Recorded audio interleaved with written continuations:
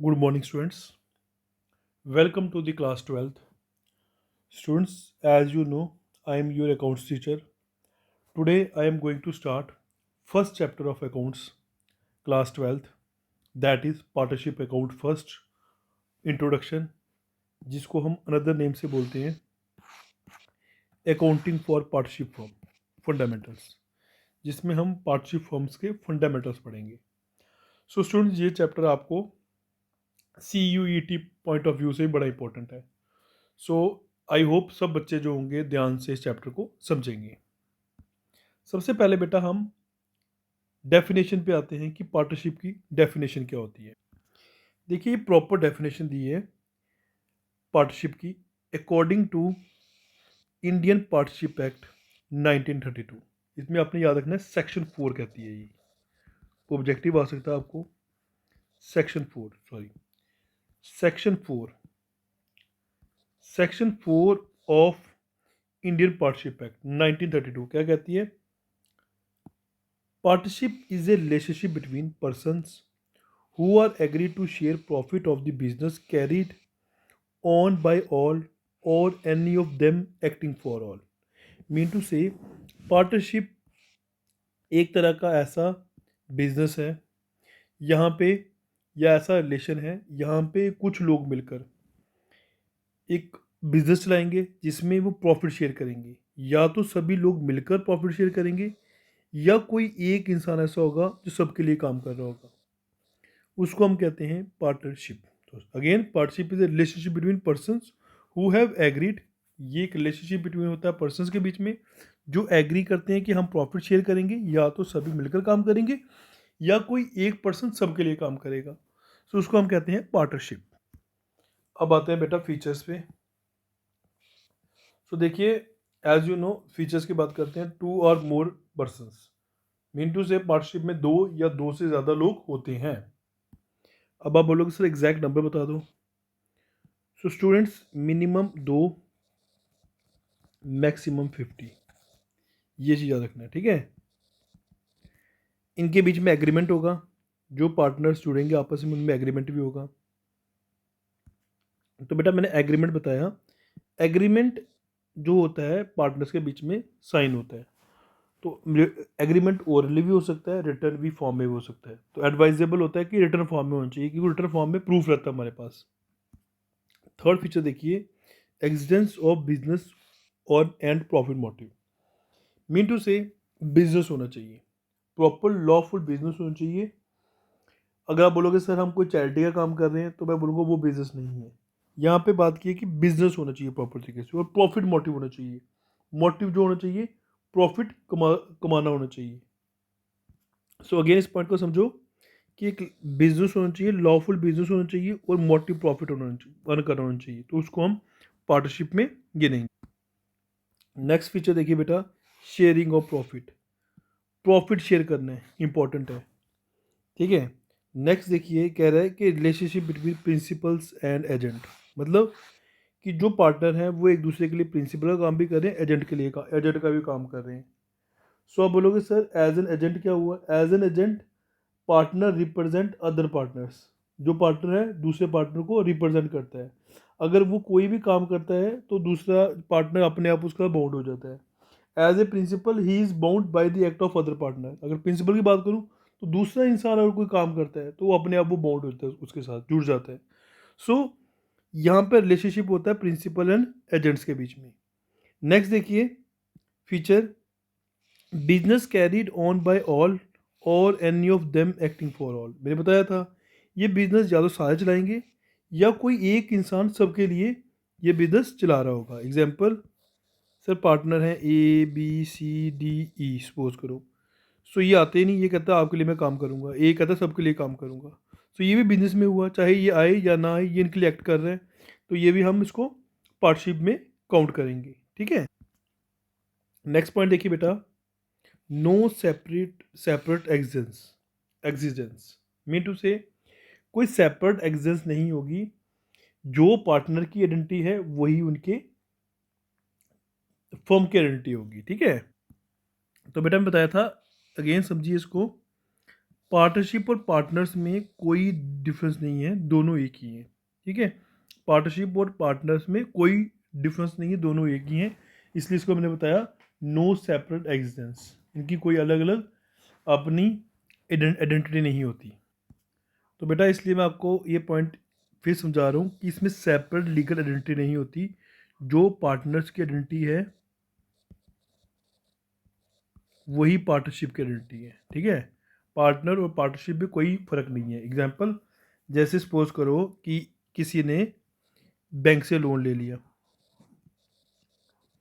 अब वो bank loan मांगने आया फर्म में, तो एक पार्टनर कहता है कि सर मेरा तो कोई लेना देना नहीं है, आप फर्म से लोन ले रहे हो, नहीं, क्योंकि सेपरेट लीगल आइडेंटिटी नहीं है, वो पार्टनर भी उसका हिस्सा है, तो इसलिए मैंने को बताया सेपरेट लीगल आइडेंटिटी नहीं होती यहाँ पे।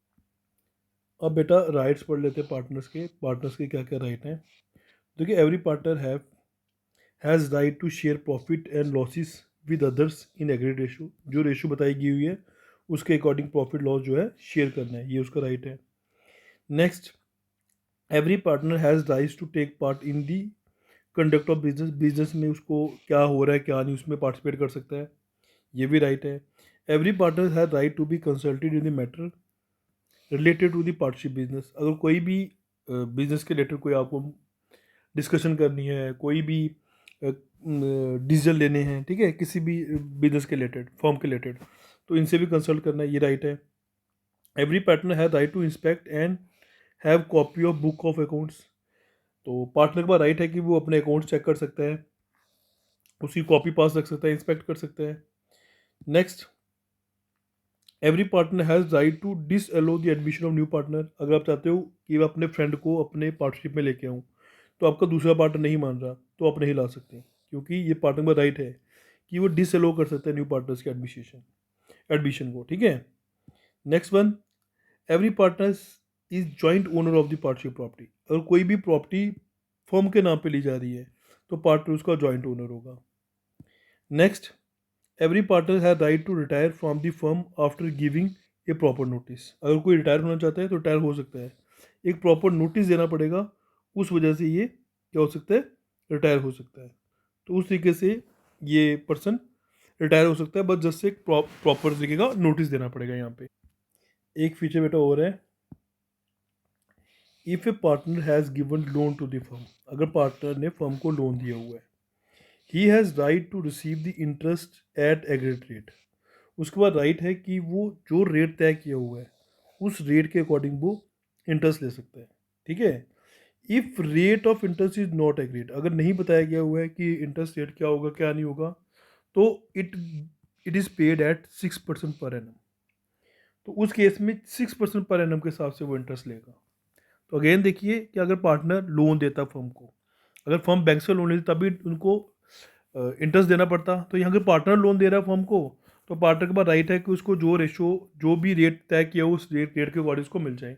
अगर रेट कोई तय नहीं किया हुआ, मतलब कि क्वेश्चन में कोई रेट नहीं दिया गया हुआ, तो हमें याद रखना है कि 6% पर एनम के हिसाब से उसको ये इंटरेस्ट देना पड़ेगा फर्म को, ठीक है, फर्म को इंटरेस्ट देना पड़ेगा पार्टनर को, क्योंकि पार्टनर ने फर्म को लोन दिया हुआ है। अब नेक्स्ट बेटा टॉपिक जो है वो एलएलपी, आपने पहले पढ़ा था, लिमिटेड लाइबिलिटी पार्टनरशिप, तो याद रखना इसको पार्टनरशिप एक्ट से इसका कोई लेन देना नहीं है, ये एक अलग तरह की एक पार्टनरशिप बनाई गई 2008 में, ये एक्ट बना था limited liability partnership act. It is form of partnership that is govern by limited liability partnership act, ये लिमिटेड लाइबिलिटी पार्टनरशिप एक्ट के अकॉर्डिंग ये गवर्न की जाती है। इसमें कहा गया हुआ है कि मिनिमम 2 मेंबर्स होंगे, मैक्सिमम की कोई लिमिट नहीं है।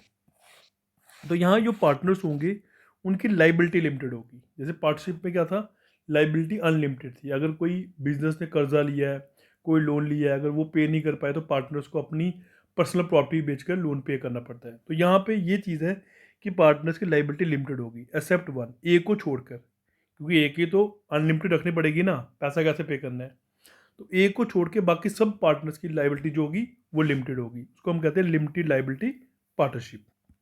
अब आप बोलोगे कि सर हमें एक बार डिफरेंशिएट बता दो, पार्टनरशिप और लिमिटेड लाइबिलिटी पार्टनरशिप में क्या डिफरेंस होता है, क्या पता है बोर्ड एग्जामिनेशन में आ जाए। तो देखिए फर्स्ट पॉइंट, रजिस्ट्रेशन जो होती है पार्टनरशिप में वो ऑप्शनल होती है, लिमिटेड लाइबिलिटी पार्टनरशिप में कंपलसरी होती है। इसमें कौन सा लॉ एप्लीकेबल होता है पार्टनरशिप में? Indian partnership act 1932। तो एलएलपी में मैंने बताया था 2008। सेपरेट लीगल एंटिटी होती है? नहीं होती है पार्टनरशिप में। So not a separate legal entity. Limited liability में होती है? Yes sir, separate legal entity होती है। नेक्स्ट, परपेचुअल सक्सेशन पार्टनरशिप में होता है? No sir. Limited liability partnership में यस।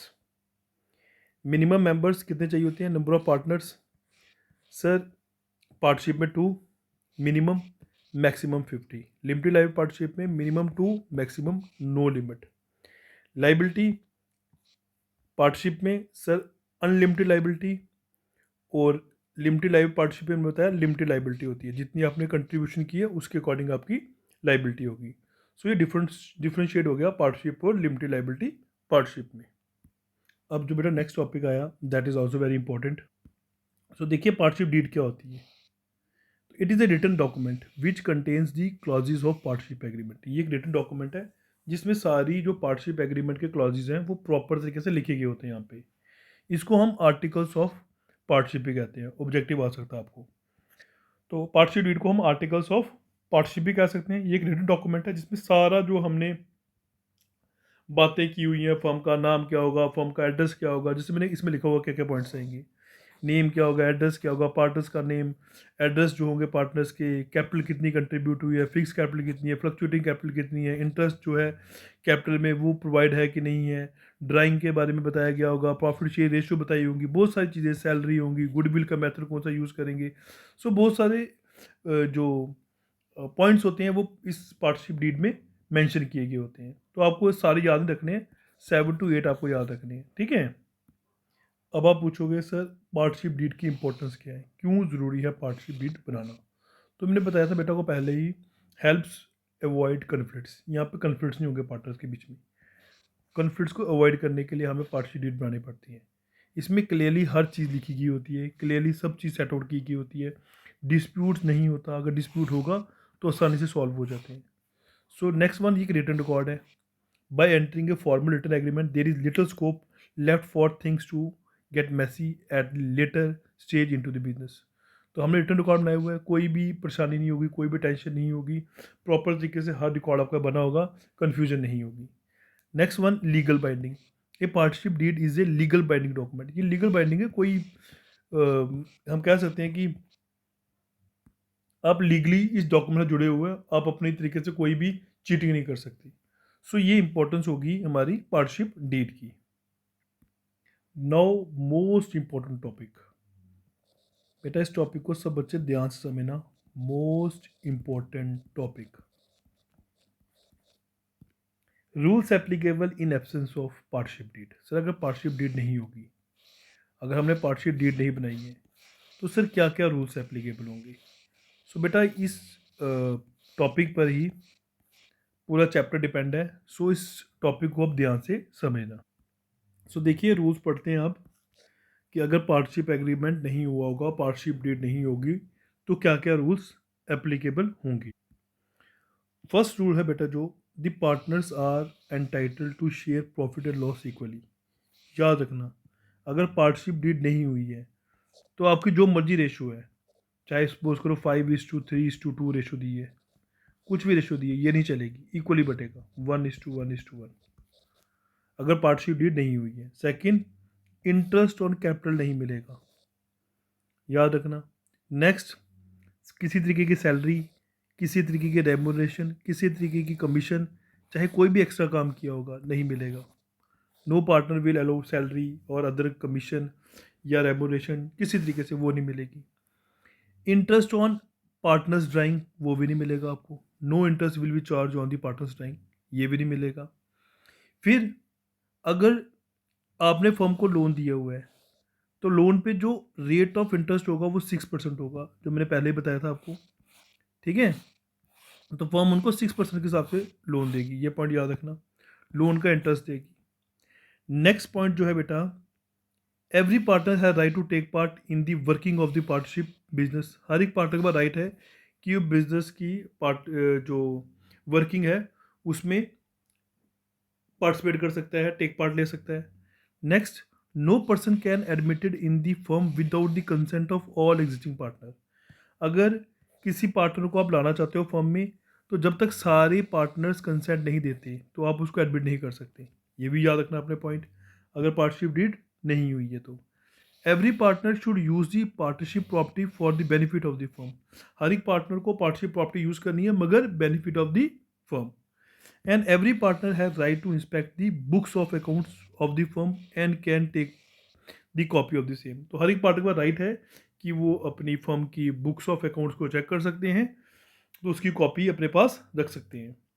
सो ये राइट्स होते हैं पार्टनर के पास जब पार्टनरशिप डीड नहीं हुई होती है। मीन टू से पार्टनरशिप डीड के बिना ये रूल्स एप्लीकेबल होते हैं। सो एक बार बेटा फिर से ये पॉइंट्स माइंड में नोट कर लो। When the partnership deed is absent, अगर पार्टनरशिप डीड एब्सेंस होगी, एब्सेंट होगी, तो 1932 पार्टनरशिप एक्ट क्या कहता है?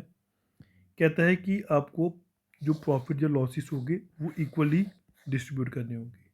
सैलरी कमीशन आप नहीं दे सकते, इंटरेस्ट ऑन कैपिटल आप नहीं दे सकते, इंटरेस्ट ऑन ड्राइंग आप नहीं दे सकते, इंटरेस्ट ऑन पार्टनर लोन जो है वो 6% पर एनम के हिसाब से दोगे। और admission of new partner, in new partner can admit only with the consent of all partners. अगर न्यू पार्टनर को आप लाना चाहते हो तो सभी पार्टनर का कंसेंट चाहिए, तभी वो पार्टनर आ सकता है।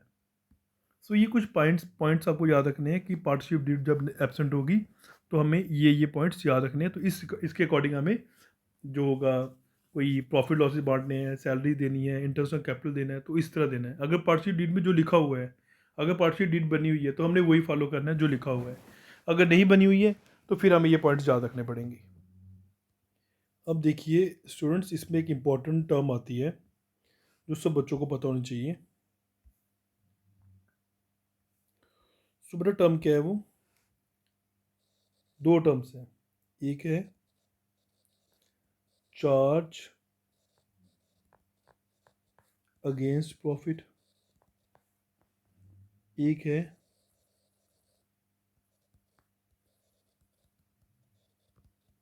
Appropriation of profit. So students, इस टॉपिक को ध्यान से समझना कि चार्ज अगेंस्ट प्रॉफिट क्या होता है और एप्रोप्रिएशन ऑफ प्रॉफिट क्या होता है। देखो मैं इसको आपको सिंपल एक एग्जांपल समझाता हूँ। सपोज करो एक फर्म है,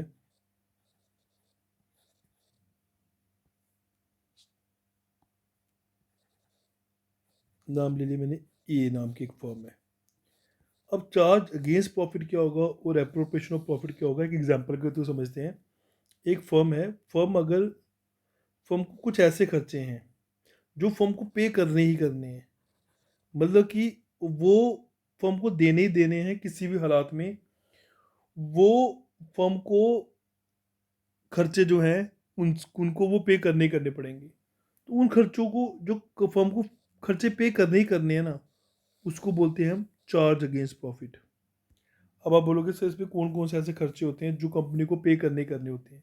बेटा सपोज करो फर्म को रेंट देना है, रेंट पे करना ही करना है। सैलरी देनी है, सैलरी पे करनी ही करनी है। कोई इंटरेस्ट पे करना है, इंटरेस्ट पे करना ही करना है। सो ये जो खर्चे होते हैं इनको बोलते हैं चार्ज अगेंस्ट प्रॉफिट। ठीक है, इंटरेस्ट पे करना ही करना है, इसको हम कहते हैं चार्ज अगेंस्ट प्रॉफिट। तो ये हमें देखे थे कि ये खर्चे हम कहाँ पे करते थे। 11th में आपने देखा होगा ये सारे एक्सपेंस होते हैं। तो एक्सपेंस हम कहाँ करते थे? सिर्फ डेबिट साइड करते थे, प्रॉफिट एंड लॉस अकाउंट में करते थे ना, प्रॉफिट लॉस अकाउंट में डेबिट साइड। तो ये वो खर्चे होते हैं जो फर्म को पे करने ही करने होते हैं, उन खर्चों को हम कहते हैं चार्ज अगेंस्ट प्रॉफिट। ठीक है, इसके बाद ये खर्चा पे करने के बाद जो अमाउंट लेफ्ट रह जाएगा, जो अमाउंट लेफ्ट रह जाएगा, मतलब ये सारे खर्चे देने के बाद रेंट दे दिया, ये दे दिया, ठीक है, इसके बाद जो अमाउंट लेफ्ट रह जाएगा वो हमारा नेट प्रॉफिट रह जाएगा। वो जो नेट प्रॉफिट होगा फिर हम क्या करेंगे, आगे बांटेंगे। किसको बांटेंगे? जो अपने पार्टनर्स होंगे उनको बांटेंगे। उसको हम बोलते हैं एप्रोप्रिएशन ऑफ प्रॉफिट। सो इसको मैंने इजी वे में समझा दिया आपको कि चार्ज अगेंस्ट प्रॉफिट क्या हुआ, एप्रोप्रिएशन ऑफ प्रॉफिट क्या हुआ। अब इसके डिफरेंस समझते हैं। अगर हम सिंपल तरीके से समझें चार्ज अगेंस्ट प्रॉफिट और एप्रोप्रिएशन ऑफ प्रॉफिट में, तो बेटा चार्ज अगेंस्ट प्रॉफिट मतलब वो पैसा जो आपको पे करना ही करना है, देना ही देना है, वो हम कहेंगे charge against profit. Appropriation of profit में फर्म क्या करेगी, अपने पार्टनर्स को पैसा बांटेगी। अब देखिए डिफरेंस पे आते हैं, चार्ज अगेंस्ट प्रॉफिट और appropriation of profit. Charge against profit क्या कहता है? It means deduction from revenue to determine net profit और net loss for the year. ये हम रेवेन्यू में से ये पैसा माइनस करते हैं नेट प्रॉफिट या नेट लॉस निकालने के लिए, ठीक है। सो फिर ये जो नेट प्रॉफिट या नेट लॉस निकलता है ये हम क्या करते हैं, फिर पार्टनर्स को बांटते हैं, तो उसको बोलते हैं appropriation of profit. It means distribution of net profit for the year among the partner under different heads as per the partnership deed। तो इसको क्या करते हैं हम, पार्टनरशिप डीड के अकॉर्डिंग जो हमारा रेशो बनी होगी उसके अकॉर्डिंग क्या करना है, ये प्रॉफिट डिस्ट्रीब्यूट करना है पार्टनर्स को डिफरेंट डिफरेंट हेड्स के अंडर। नेक्स्ट देखिए, कहते हैं व्हेन मेड, कब बनाए जाते हैं charge against profit, in the event of loss also expense that are charge on profit are accounted. अगर फर्म को लॉस हो रहा है तब भी ये खर्चे लेने ही लेने हैं, ये खर्चे फर्म पे करेगी करेगी। Appropriation is made when profit is, when there is profit, जब प्रॉफिट होगी एप्रोप्रिएशन तभी होगी, ठीक है, मतलब पार्टनर्स को पैसा तभी दिया जाएगा। ये रिकॉर्ड कहाँ पे होता है, आपको मैंने बताया था प्रॉफिट लॉस अकाउंट में ये डेबिट होते हैं, charge against profit. Appropriation of profit अभी आपको समझाऊंगा मैं, इसके लिए हमें एक अकाउंट बनाना पड़ता है, प्रॉफिट लॉस एप्रोप्रिएशन अकाउंट, तो मैं आपको समझाऊंगा, ये वहाँ पे डेबिट होते हैं। ये खर्चे प्रॉफिट लॉस एप्रोप्रिएशन अकाउंट से पहले आते हैं, मीन टू से एप्रोप्रिएशन ऑफ प्रॉफिट से पहले ये खर्चे लिखने पड़ते हैं, और ये खर्चे हमें, sir it is done after accounting all charges, सारे खर्चे देने के बाद हमें क्या करना पड़ता है, एप्रोप्रिएशन ऑफ प्रॉफिट बताना पड़ता है। Example, sir rent pay to the partners, interest on partner loans, ये हमारी एग्जाम्पल्स आ गई चार्ज अगेंस्ट प्रॉफिट की। तो एप्रोप्रिएशन की आ गई salary to partners, interest on capital, transfer to general reserve, ये हमारी आ गई appropriation of profit. So students, I hope आपको आज का फर्स्ट लेक्चर समझ आया होगा। Thank you students.